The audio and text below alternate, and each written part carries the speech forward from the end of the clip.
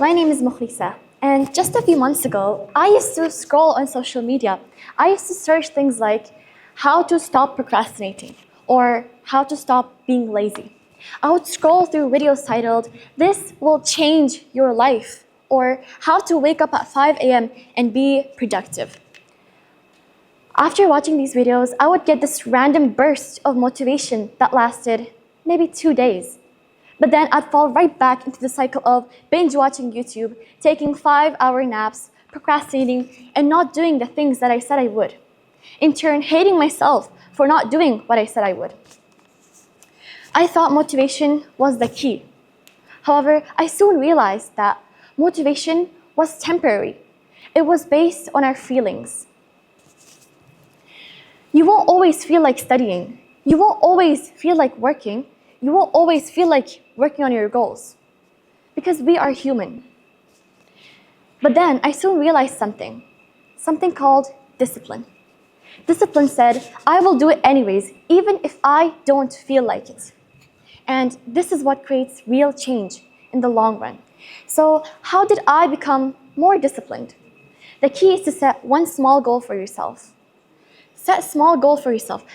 For me, this was to wake up at 5 a.m. every day for a week. No excuses and no snooze button. Because I knew that if I sit back and lay my head on the pillow again, I would be untrue to myself. So without pushing the snooze button, I pushed through. And gradually, my sleep schedule improved as well. So now, let's talk about habits. People think that successful people are always motivated. They think that they always have the spark in them that keeps them going. But that's not completely true. They've just built systems so strong that even on their worst days, they show up. When they don't feel like studying, they get up. When they don't feel like working, they get up. When they don't feel like working on their goals, they remind themselves why they started. Because discipline is not just about doing everything perfectly. It's about staying true to yourself and choosing yourself again and again. So, how do you become more disciplined? We are always saying, I'll start tomorrow, or I'll start next Monday, or I'll fix my life this summer. But you need to stop waiting. Because when you wait, you miss out on a lot of opportunities. Jealous of someone's success, they earned it. People work hard to get the things that they want. Yes, privilege is real, but not to everyone. Some people are not privileged. Privilege is real, but so is effort, so is progress, and so is hard work. So how do you become more privileged? How do you become more disciplined? You set one small goal for yourself. This can be drinking 2 liters of water every day for a week. This can be sleeping early or waking up early. Anything small that keeps you going. And then keep this up for a week. The next week, start another small goal that you keep up. With this strategy, you set up habits and systems that you can continue doing, so it will feel as easy as eating dinner. Now, these days, I've noticed that a lot of us are spending a lot of time on our devices. We come home, we take out our devices, and we binge scroll and bed rot. A lot of us are wasting our most precious years scrolling away and wasting our opportunities that are given to us. But we have to know that there are people out there who don't have the opportunities that we have. The laziness that we feel is a privilege. There are people out there who don't have the privileges that we do. There are people out there who have to work just to get by. There are people who study because they know their future depends on what they do now. Now, let's talk about your environment. Not just the room that you're sitting in, but the people you surround yourself with, the energy you're around, the conversations you hear, and the people you're surrounded by. Your closest people are reflections of you. Think of it like this. You're a fish in an environment, and that environment is the water in your tank. If this water is unclean, dirty, murky, you're not going to thrive. You're going to struggle no matter how strong you are. Because toxic environments will wear you down, mentally, physically, and emotionally. So what do? You cleanse your environment. Let go of people who make you feel small. Let go of people who make you feel bad about yourself. Stay true to yourself because, let me say this clearly, some people are lessons. They are not lifelong characters. They come into your story once to teach you something about yourself, about your passions, about pain, and then they head out. You have to accept it that way because you don't want to open the book again. Reread those chapters, hoping for a different ending. Sometimes these smallest things that we have around us are the loudest. These smallest things are the loudest.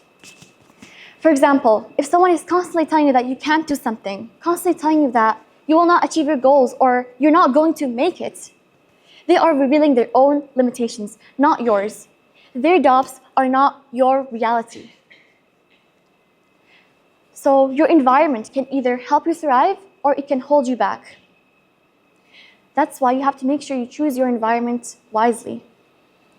Another thing is, I'm going to be saying something bold now. You have to stop being shy. You have to take up space. You have to go out there and put yourself there because you are confined only by the walls that you build around yourself.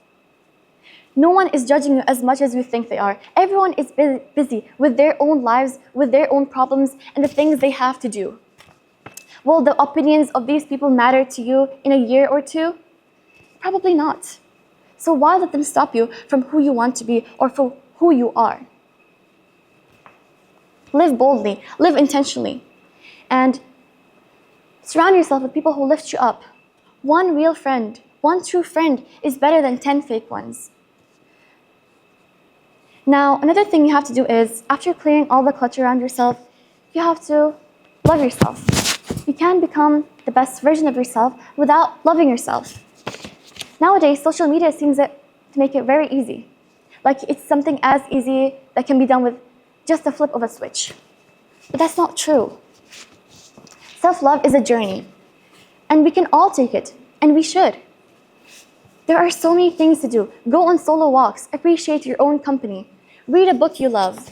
There are so many things out there that you haven't explored yet.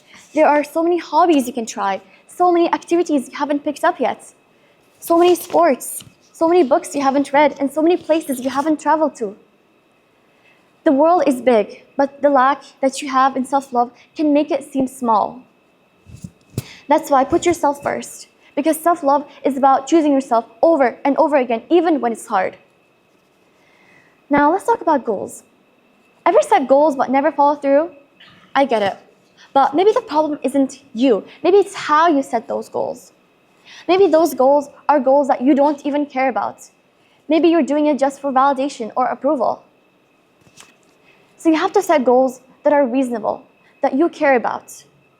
Listen, for each goal that you have to have your why, your motivation that gets you started. And then you have to have the steps that you need to take to achieve those goals.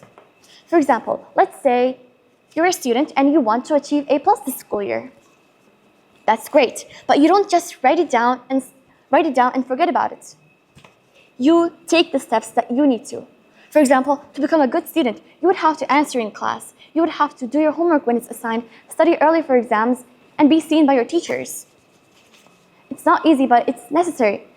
Even though these things seem small, like you can do it in your everyday life, they come together and be part of a bigger picture. Another thing is procrastination. Let's be real, because a lot of us procrastinate. It's something that all of us face, but some of us are able to overcome it. When you say you're procrastinating, it's something not fun. Studying, chores, homework, or work that you have to do, it's not interesting. But when you're saying, I'm procrastinating, how do I stop? What you're really saying is, I'm procrastinating. I want the reward, but I don't want to do the work. But the truth is, that work is not getting anywhere. It's going to pile up and in the end, consume you. So just do yourself a favor and get started. There are so many things you can try. Techniques like the Pomodoro technique, 25 minutes of hard work and 5 minutes of break. You'll be surprised by how much you can get done in just a little amount. Now, the last thing I want to talk about is your passions. Find your passion. I threw around the word passion a few times through the speech. But what is a passion? A passion is something that makes you feel alive. It's something that interests you. It's something that you do without expecting anything in return. There are steps you need to take for finding your passion. First step is to explore. You won't be able to find your passion without actually exploring the options that you have. You have to give the things around you a chance. Try coding, try art, try book reading, try writing. There are so many things you can try. All you have to do is explore. Spend a week or two exploring the options that you have and give everything a shot. Another thing you have to do is narrow it down, because obviously you won't like everything. As humans, we have preference for things. We like some things and we don't like some other things. So you have to find things that interest you, that make you feel alive. If you feel like you're not getting anywhere, that's not true, because when you cross out a hobby or something that does not interest you, it's clarity. It's a way of you finding yourself. Finally, you have to find what makes you feel alive and what makes you want to wake up at 5 a.m. and get it done without expecting anything in return. Passion is something that makes you want to do it.